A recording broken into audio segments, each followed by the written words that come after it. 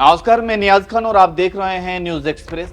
शोहरत की बुलंदी भी पल भर का तमाशा है, जिस डाल पर बैठे हो वो टूट भी सकती है।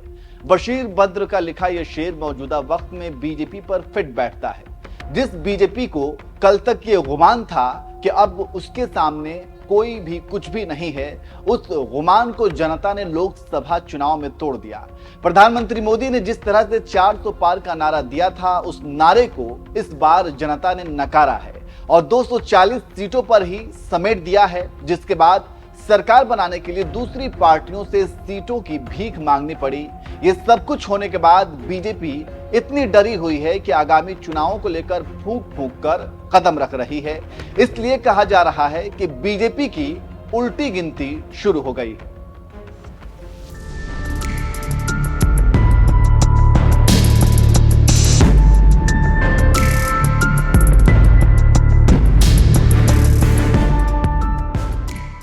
लोकसभा चुनाव के नतीजों के बाद से ही बीजेपी डरी हुई है। इसलिए अब आगामी चुनावों को जीतने के लिए सारे दांव पेंच चलने शुरू कर दिए हैं। बीजेपी के सभी पैतरों में सबसे पसंदीदा पैतरा हिंदू मुस्लिम वाला एंगल है। इस पिच पर तो बीजेपी हमेशा ही बैटिंग करती है। इसके अलावा भी बीजेपी ने कुछ और पैतरे फेंके हैं। आपको पता है कि यूपी में 10 सीटों पर उपचुनाव होने वाले हैं, लेकिन अभी तक इसकी तारीखों का ऐलान नहीं हुआ। इसके अलावा इसी साल 4 राज्यों में विधानसभा चुनाव भी होने वाले हैं, जिसमें हरियाणा, जम्मू कश्मीर, महाराष्ट्र और झारखंड शामिल है। लेकिन अभी तक सिर्फ जम्मू कश्मीर और हरियाणा के चुनावी तारीखों का ही ऐलान किया गया है। महाराष्ट्र और झारखंड की तारीखों का ऐलान अभी तक नहीं किया गया है। अब आपको पता ही है कि लोकसभा चुनाव में यूपी में बीजेपी कैसे औंधे मुंह गिरी है। जो बीजेपी ये सोचती थी कि राम मंदिर के नाम पर वो यूपी जीत जाएगी, उस बीजेपी को अयोध्या में भी हार का सामना करना पड़ा, जिसके बाद बीजेपी अब घबरा गई है। अब बीजेपी को पता है कि अगर अभी यूपी में उपचुनाव हुआ तो 10 के 10 सीट से हाथ धोना पड़ जाएगा।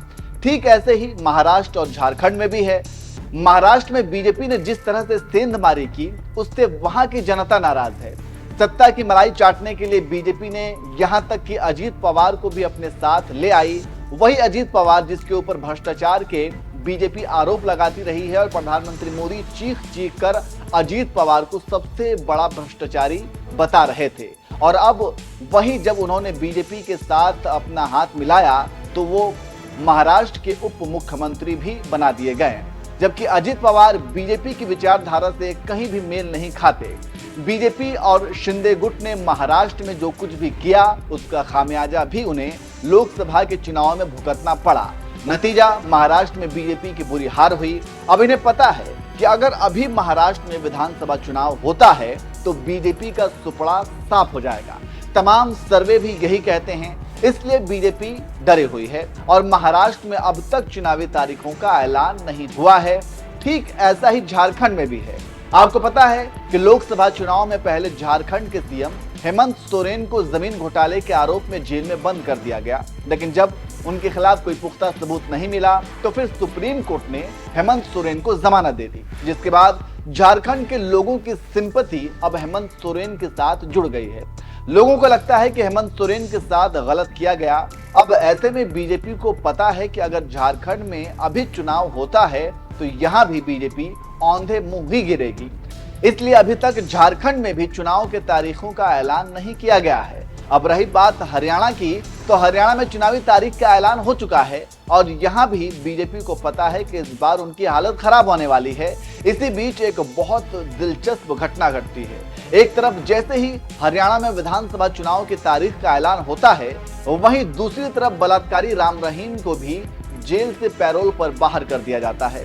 अब चूंकि चुनावी ऐलान के समय ही बलात्कारी का जेल से बाहर आना ये संयोग है या राजनीतिक प्रयोग, इसे लेकर भी लोग सवाल उठा रहे हैं और कह रहे हैं कि बलात्कारी राम रहीम को जेल से पैरोल पर बाहर करना कहीं ना कहीं बीजेपी को फायदा पहुंचाएगा, क्योंकि ये पहली बार ऐसा नहीं हुआ है।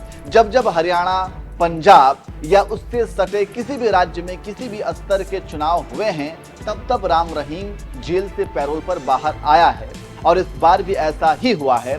इसलिए कहा जा रहा है कि बीजेपी अब डरी हुई है और उसकी उल्टी गिनती शुरू हो गई है।